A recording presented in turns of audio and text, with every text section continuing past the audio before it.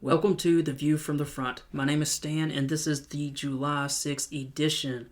Today, we are primarily talking about the slow Ukrainian counteroffensive and 3 reasons that's a good thing. Then we're going to do a segment on bipartisanship / America working / good news. Got something I wanted to share there. And then we will absolutely highlight a U.S. military unit that I think you need to know about the work they did just yesterday on July 5th. So, big little story I want to throw in there that hasn't really made the news. And then, of course, at the end, we'll cover some motivation and wisdom. If you are new to the show, let me say as background that I'm a prior Marine and journalist, and each week I primarily do 3 things. I work to highlight what our military troops are doing around the world, while also trying to better educate listeners about hotspots and foreign policy news that you absolutely should know. I attempt to unite our country and remind us of how lucky we are to live in America. I truly believe that our division is our country's greatest threat, and I want to do my small part to remind us that more unites us than divides us, and that most Americans are good. Finally, I always share plenty of motivation and wisdom at the end of each episode because I want to help encourage you and lift you up. Life is certainly hard, and I think it's fair to say all of us, and I'm most certainly talking about myself here, need all the motivation and encouragement that we can possibly get. These 3 things are what I try to do each and every week, so thanks again for joining us. I really hope you learned something, feel a little better about our country before I finish, and get some great motivation and wisdom at the end to reignite your fire and keep you heading in the right direction, traveling on the path you need to go. Before we get into the big story, I hope everyone had a wonderful July 4th. You got to see lots of fireworks, and that you got to appreciate just the amazing history of our country. I wanted to share one little bit of personal news. One of our listeners, Minaz Lodi, who has been a paid subscriber for a while now and a huge supporter, always encouraging me, etc. Last week, as you know, I discussed the changes to the format, and I wanted to just give a shout out to Minaz because she left a comment and, it was just really made my day. She said that she appreciated the motivation that I put in and that she thanked me for believing in myself and believing in the people that listen and thanked me for sending love filled with fortitude and strength each and every week. So I wanted to give her a shout out, and I told her in the comments that the way I see that the community that is building around this show is it's almost like we all push and encourage each other. She's chasing a dream of her own, and it's like the concept of just branches or sticks. One branch or one stick, it's easy to break, but you get a handful of them together, and it's hard to break them. So that's the way that I feel like the show is going. There's just a lot of us that are, every week we kind of come together, and we don't listen to the negative news out there, and we just really reaffirm both our belief in this country and our belief in ourselves as we try to chase our own personal dreams. And it just kind of feels like we come together, and it's just great to get emails from some of these folks privately or publicly in comments. But wanted to give a shout out to Minaz Lodi. Really, really appreciate those comments. In this week's primary news story, I wanted to cover the slow Ukrainian counteroffensive and 3 reasons that's a good thing. Let's begin with just the obvious truth. The truth is the counteroffensive is going slower and is below the expectations that many analysts have suggested. The Washington Post columnist Max Boot put it quite well in his most recent column. He wrote that the Ukrainian counteroffensive is less than a month old, and already the murmurs of defeatism are starting, with unnamed Western officials telling CNN that it is, quote, not meeting expectations on any front. Max Boot then goes on to say that even Ukrainian President Volodymyr Zelensky concedes that the counteroffensive is going slower than desired. Now, why is this happening? So let's talk about at least one reason why it's happening first. There are 5 primary reasons on why it is going slower than expected. The first one is there has been heavy rains, and the heavy rains have kept Ukraine from being able to supply its artillery forces with the amount of rounds that they need. I have a news article that is linked in the source notes from President Zelensky that mentions that. The second thing happening is there are far more mines involved in front of these Ukrainian troops than expected. In fact, they even exceed typical Russian standards. So the Russians had a long time to prepare, and they have put a ton of mines. And if you follow social media, you will constantly read about Ukrainian soldiers who have friends who lose legs. There were 2 that were wounded in the same attack by landmines. Both of them lost their legs. Fighting against mines is not a fun thing. And so they're having to advance meter by meter against heavily mined areas. And this is not fun for any unit, especially one that's been dealing with months and months and months and months of war. Many of these units have been on the line for 6 months or more. So that's the second thing. The third thing is they are still at a disadvantage in artillery. The Russians have about a 10-to-1 advantage in artillery. So there you have more guns, and it's not fun to deal with artillery fire if you're an infantryman or if you're riding around in a tank. Tanks are vulnerable to artillery, and whether you're riding around in a tank or on foot, you cannot do anything about artillery fire. You just have to take it, and that is not fun when you can't fire back.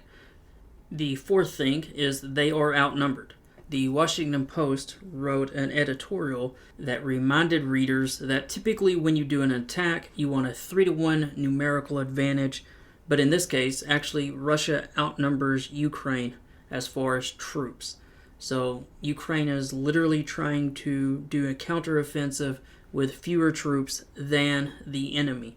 Now, I will, of course, submit that the Ukrainian troops have higher morale, and even though both sides have conscripts, the Ukrainians are fighting for something much bigger than what the Russian troops are, and the Ukrainians are probably better supplied and better equipped. Those are realities. The final reason that doesn't get discussed a lot is that I believe the Russians blowing up the dam and flooding a significant part of the battlefield affected the plans that the Ukrainians had, and so they have had to alter course. That's what I believe anyway. So you have 5 reasons on why it hasn't gone as well. Again, those are the heavy rains, the number of mines, the artillery advantage that the Russians have 10-to-1, the fact that the Ukrainians are outnumbered anyway, and the fact that the Russians blew a dam, flooded a major part of the battlefield, gaining them about 2 weeks of time and protecting a large part of the southern flank that I think Ukraine wanted to push through in order to take Kherson, and eventually the Crimean Peninsula. Now, I want to return to that column by Max Boot because I think he makes a good point. I'm going to read just a few lines. He says, "In truth, the plodding pace of the advance should not be a surprise or a cause for serious concern yet. Very few offensives advance as swiftly as Operation Desert Storm, and that was only possible because of the massive technological advantage that the United States and its allies enjoyed over Iraq. Before the ground war even began in 1991, Allied forces spent more than 5 weeks pummeling Iraqi forces with everything from Tomahawk cruise missiles to B-52 bombers. Then, after the unrelenting attacks from the air, Allied ground forces were able to stage a giant left hook through the sands of Saudi Arabia to go around the fortified Iraqi positions in Kuwait." I think that was a good reminder because we often forget, we think that war was over so quickly, but we do forget that for 5 weeks, Allied forces just completely pummeled the forces of Saddam Hussein. Now, I did want to share in the episode notes, a lot of incredible things are happening even as the counteroffensive inches forward meter by meter. One, I wanted to show you, and in the episode notes you'll see the video, Ukrainian forces hit a massive stockpile of Russian rocket artillery in Donetsk. You can see that video. I've got a link to it. You should be able to see it. It's open source. The size of that explosion is just unbelievable. The other thing I wanted to share was General Mark Hertling, who obviously was in charge of the U.S. Army, Europe at one point. He's been involved in Desert Shield. He was involved in the later Iraq War. He knows a thing or two about leading large numbers of troops. He said that he believes Ukraine is conducting this attack correctly, that they're probing, looking for a way to assault, and they are keeping 9 brigades in reserve in the west. Now, those are the ones that are mostly trained by Western forces, and they are very well equipped. So he believes everything is still pretty much on track. Let me make 2 more quick points, and then I'm going to state the 3 things that are good news about this slower counteroffensive. But the first one is kind of a snarky comment, but there's a lot of truth to it. This analyst shared a tweet that said, NATO, quote, "We would never attempt a ground campaign of this scale without air superiority." And then below that, the analyst shared, also NATO, quote, "Ukraine should do this ground campaign without air superiority." And of course, this is a kind of a snarky comment about how we have not provided F-16s or any way for the Ukrainians to have air superiority, which in most major offensives, you want to have air superiority or it's not a good thing. The second point I wanted to make quite quickly is they still have taken almost 100 miles of ground, and in the source notes I have from a Mastodon user who keeps up the Ukrainian war 3 different maps you can click the link to. You can see how far they've pushed and what they have done to date. So they have pushed through some of these initial front lines, which are some of the stiffer parts of the resistance. So there is a chance that literally as you listen to this in the days to come that a larger breakthrough will happen. Now, let's get to the big 3 points I wanted to make. Some good news from this slower offensive. First, I have talked about for the past 6 or 7 months about that Ukraine feels all of this pressure, that the offensive has to happen immediately, it has to be very successful, otherwise all Western funding will end. Well, the good news is clearly they don't feel that pressure, and NATO, Western countries, the US has continued to say we are in strong support of Ukraine. So this doesn't look like a stalemate. Ukraine doesn't feel like it has the proverbial gun to its head, so they don't have to bleed lives at a super high rate to try to basically keep those who are helping fund them pleased. The second point ties into that first one. This slower approach is saving Ukrainian lives, which I think all of us should be happy about. So this less aggressive, less of an all-or-nothing approach is definitely saving Ukrainian lives. And then the final good thing that's happening because of the slower, wider advance is that an enormous amount of Russians are dying. This is a wide front attack, and in fact, Sue Stone, another analyst, shared a link to a Newsweek article that shows that Russia has lost 31,000 soldiers in under 2 months amid this counteroffensive. So Russia is suffering horrendous losses. And what you'll see if you watch the social media as far as some of these probing attacks and all is Ukraine is pushing forward, they will come under fire, and then they will immediately use counter battery fire to take out some of that Russian artillery. Every single day you'll see about 3 to 5 videos of Russian artillery, some of it self-propelled, which is of course those tanks that can fire and move. Russia is losing unbelievable amounts of artillery every single day because the Ukrainians have sophisticated Western counter battery fire, and so the Ukrainian forces move forward. They come under artillery fire, which is of course horrendous, which is why the Ukrainians are using small probing attacks, but the Russians will launch artillery. We will use our sophisticated radars in Ukraine that we've provided them to find where those big guns fired from, and then they will quickly, or not quickly, but they will often be taken out. So these strikes are certainly saving lives. The strike that I mentioned against that massive stockpile of Russian rocket artillery in Donetsk, that will certainly save lives. So it is slower, but there are some pluses to the slower attack. Let's move now to our segment on America and how our beautiful experiment in democracy as a republic is actually working. As you know, with the new format, every week I like to do a segment on bipartisanship or just some piece of evidence that America is working or just some good news that is out there. I want us to once again be proud of America and see our country as something that is successful and has a bright and optimistic future. And the thing I wanted to highlight this week is the rebuilding of the I-95 bridge. Now, you remember when that collapsed, everyone expected it to take months to be repaired. And as insane as it sounds, it has been repaired and reopened in just 12 days.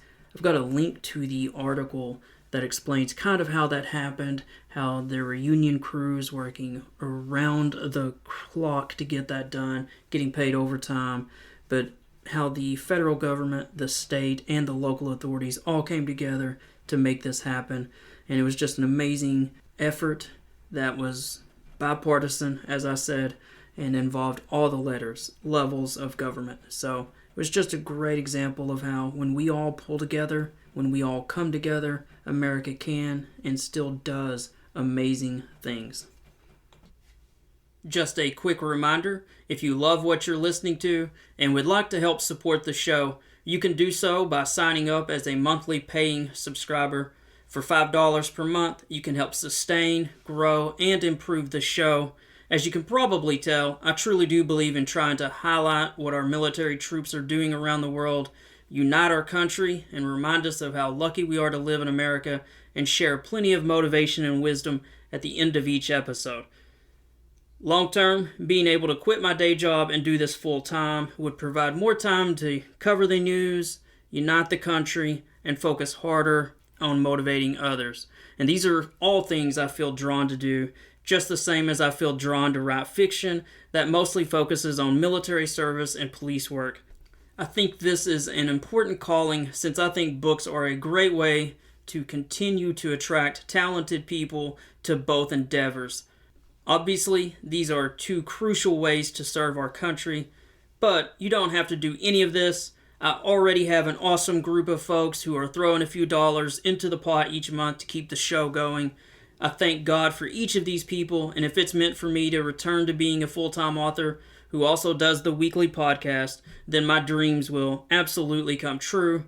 But on the other hand, if it's meant for me to continue working a day job and doing this on the side, then I will still be grateful for the opportunity to reach hundreds of people each week as I try to help influence our amazing country's direction. If you would like to sign up to support the show, you can do that through my Substack page. You can find that at stanrmitchell.substack.com. Again, that is stanrmitchell.substack.com, or you can find the link in the episode notes. Thanks so much, guys. Every single week, I like to highlight at least one military unit, and this week, I am highlighting the USS McFall. The USS McFall is an Arleigh Burke-class destroyer in the U.S. Navy, and it just so happens this week that the USS McFall was involved in quite an incident in the Gulf of Oman. The USS McFall has a crew of about 270, and the destroyer was absolutely critical in preventing what was already an international incident from being far, far worse. So what am I talking about? Well, the Iranian Navy was up to some of its old shenanigans, and the Iranian Navy attempted to seize two commercial tankers. Clearly, had these two been seized, this would have been a very, very big deal. You can look up the incident and the names of those tankers in the news article that I've got linked in the source notes. But what happened was this. At approximately 1 a.m. local time on July 5th, an Iranian naval vessel approached the first commercial oil tanker, the TRF Moss, in international waters in the Gulf of Oman. That was when the U.S. Navy guided missile destroyer USS McFall, which I've been discussing, quickly rushed to the scene and helped run off that first Iranian vessel. Additionally, the U.S. Navy used a Reaper drone and one patrol aircraft, a Poseidon maritime patrol aircraft. Those are aircraft with very long range. Literally 3 hours later, there was again another distress call from a commercial oil tanker. This one was about 20 miles off the coast of Oman. It was again transiting international waters toward the Arabian Sea, and again the USS McFall rushed toward it, and this commercial tanker actually was under fire from the Iranian ship. You can see on the video both the engagement video, you can see proof of where the rounds landed, you can see evidence of the bullets themselves that have since been gathered as bagged evidence. Again, I've got video of this as well as photos if you want to look at that information in the source notes. But I did want to read a quote from an admiral in the Navy, Vice Admiral Brad Cooper. He's the commander of U.S. Naval Forces Central Command, which includes the U.S. Fifth Fleet and the combined maritime forces there. He said, quote, "I couldn't be prouder of the entire team, especially the exceptional effort by the McFall crew for immediately responding and preventing another seizure. We remain vigilant and ready to protect navigational rights in these critical waters." Now, clearly, had Iran seized one or both of these, this was obviously some type of a coordinated, planned seizure on this middle of the night. This would have been a very bad and stressful and tense situation for the international community. But again, huge props to the USS McFall, and just a reminder that we have to be super vigilant since Iran has, as the Navy reported, harassed, attacked, or seized nearly 20 internationally flagged merchant vessels since 2021. So that's in 2 years. They have either chased down, harassed, attacked, or tried to seize 20 internationally flagged merchant vessels. So if you enjoy driving your car this week, you might want to think about the men and women who are serving on the USS McFall, as well as all of those men and women serving across the entire globe. Let's move now to what many people believe is the best part of the show, and that is the motivation and wisdom section. We're going to begin the motivation and wisdom section with a little pep talk, because someone out there needs to hear this. I know someone out there needs to hear this. Listen, life is passing you by. You only get one shot at life, and you're letting it slip through your fingers day by day. Life has beaten you down, kicked you in the face, ignored you, punished you, rained on you, assailed you with illnesses and injuries, burdened you with debts and levels of despair that I know are breaking your spirit.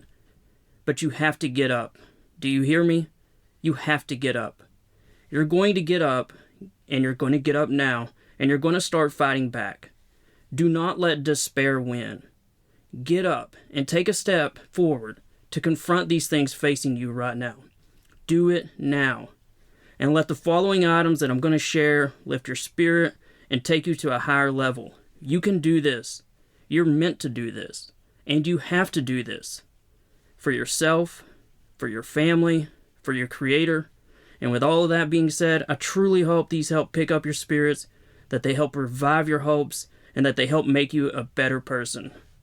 I hope that pep talk helped motivate you and wake you up.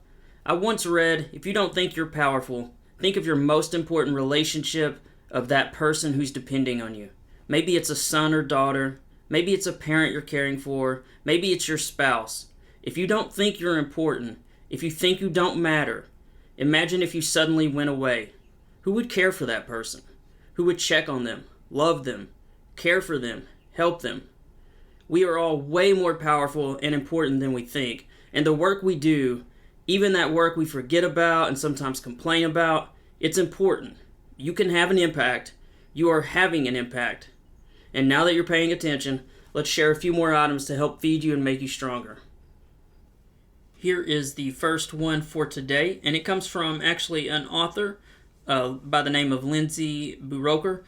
And Lindsay wrote, "It's hard not to have any expectations when you publish your first book or your 20th, But the more certain you are that it's going to be a life-changing success, the more you're setting yourself up for disappointment. Again, it's hard not to have any expectations when you publish your first book or your 20th, but the more certain you are that it's going to be a life-changing success, the more you're setting yourself up for disappointment. I thought that was a really good one. I have lived that, and I've had books that were super successful, and then I've had books that I thought were going to be amazing, and they have not taken off the way that I thought. But I think in anything in life, if you set too unrealistic of an expectation, you are just going to be disappointed. Let's go to the next one. Let your dreams be bigger than your fears, and your actions be louder than your words. Is that one great or what? Again, let your dreams be bigger than your fears, and your actions be louder than your words. A lot of loud people out there on social media, but not many of them doing the work that needs to be done. So again, let your dreams be bigger than your fears, and your actions be louder than your words. All right, next one. For a man to achieve all that is demanded of him, he must regard himself as greater than he is. This is a quote from about 100 years ago, so that's why there's the he and the hims. But again, for a man to achieve all that is demanded of him, he must regard himself as greater than he is. Interestingly, I looked up the quote and the author, and it's more than 100 years ago. It's actually 200 years ago. It was said by Johann Wolfgang von Goethe, and I did look up the pronunciation of that. If you look at it as an American on paper, it looks like Johann Wolfgang von Goethe, Goethe, but that is apparently not how they pronounce it in Germany. So I guess it depends on if you're pronouncing it in Germany or in America. But a great quote nonetheless. Again, the quote is, for a man to achieve all that is demanded of him, he must regard himself as greater than he is. So obviously success begins in your mind. If you don't see yourself as a successful person, you will never become successful. Pretty simple, not so easy to do though. The next one comes from one of the NFL's greatest coaches of all time, Vince Lombardi. The quote is, life's battles don't always go to the stronger or faster man, but sooner or later, the man who wins is the man who thinks he can. I'm confident some of y'all have heard that one before, but again, it's life's battles don't always go to the stronger or faster man, but sooner or later, the man who wins is the man who thinks he can. The next one is, say goodbye to the past. It is time to move on and be happy. Amazing things are on their way. We all carry too much of the past, don't we? Let it go. Again, the quote is, say goodbye to the past. It is time to move on and be happy. Amazing things are on the way.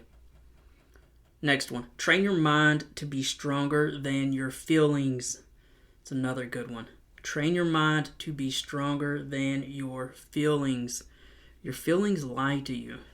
We can wake up in the morning and just not feel motivated, but get a little coffee in you, read some of your favorite book or whatever it takes for you to get moving, and an hour later you feel fine. And then 4 hours later you're tired and grumpy again. So feelings lie. Train your mind to be stronger than your feelings.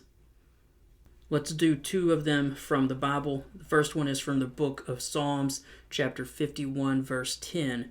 Create in me a pure heart, O God, and renew a steadfast spirit within me. Again, create in me a pure heart, O God, and renew a steadfast spirit within me. We could all be a little more pure and a little more steadfast, correct? The next one comes from Philippians chapter 4, verse 8. Finally, brothers and sisters, whatever is true, whatever is noble, whatever is right, whatever is pure, whatever is lovely, whatever is admirable, if anything is excellent or praiseworthy, think about such things.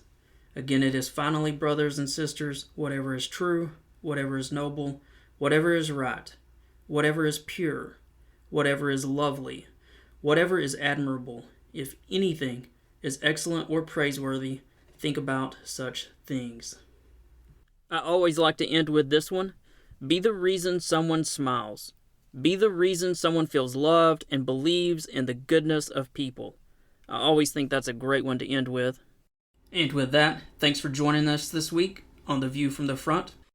For those who want to know a little bit more about me, here's the short version. I'm from Knoxville, Tennessee, and I left home to join the Marine Corps at the age of 17. I was also crazy enough to demand that the Marine Corps put me down for guaranteed infantry. I served 4 years in the infantry, saw enough danger to decide I no longer had anything else to prove, and I exited military service in 1999. I earned a degree from the University of Tennessee in journalism and spent 10 plus years in the news business. I worked initially as a reporter, but then went on to start a weekly newspaper. What can I say? Anyone crazy enough to start a weekly newspaper at the age of 27 is probably a dreamer and an optimist, and I confess that I'm both. I owned that weekly newspaper for 9 years, but once it was clear that owning a newspaper wasn't the best path to financial security, I went on to become an author. To date, I've written 11 books, and while I still have my sights set on the tallest peaks in the writing world, I'm now here as well, a once-a-week podcaster who's still in love with both this country and the news. And I see this podcast as a small way to continue serving our country, doing my best to inform and unite us in a time that we're as divided as we've probably been in 100 years. Well, I've talked enough about me. I really hope you'll consider at least signing up to be a free subscriber. And if you can, consider at some point becoming a paid subscriber. Again, you can do both of these things at my Substack, stanrmitchell.substack.com. Again, that's stanrmitchell.substack.com.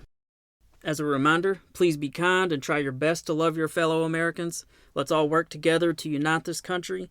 And also, please try to be a better person each and every day. Try to be kinder on social media and how you interact with others with whom you disagree.